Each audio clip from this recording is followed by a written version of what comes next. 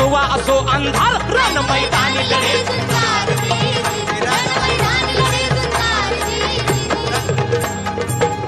अफजल खानाच्या वधानंतर त्याचा मुलगा फाजल खान आणि सिद्दी जोहर यांनी प्रचंड फौज घेऊन पन्हाळ्याला वेढा दिलेला आहे.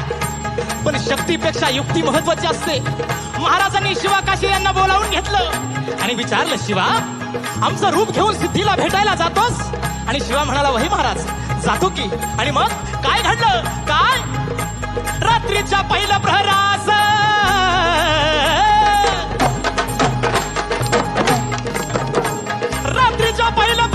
दहाच्या सुमारास गड उतरण्यास शुभ पालखीत बाजी संगती.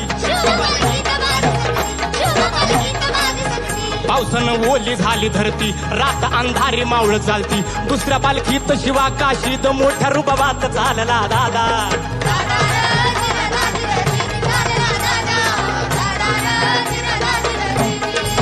दोन दिशेला दोन पालख्या केलेल्या आहेत. त्यापैकी एका पालखीला खानाच्या सैन्यानं गराडा घातला.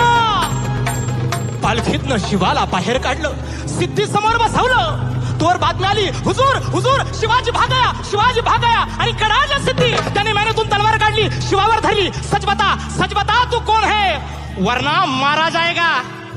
शिवा हसला आणि म्हणाला, अरे जन्माला जरी शिवा काशीत म्हणून आलो असलो तरी मरताना शिवाजी महाराज म्हणून मरतोय.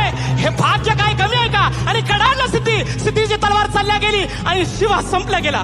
पण इकडे बाजीनं गजापूरची खिंड गाठली आणि बाजी म्हणतायत, राज आता येळ करू नका.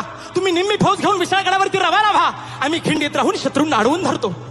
राजे म्हणतायत, नाही बाजी, जीवाची बाजी लावून आपण इथवर आलोय. आता जे होईल ते मिळून करू.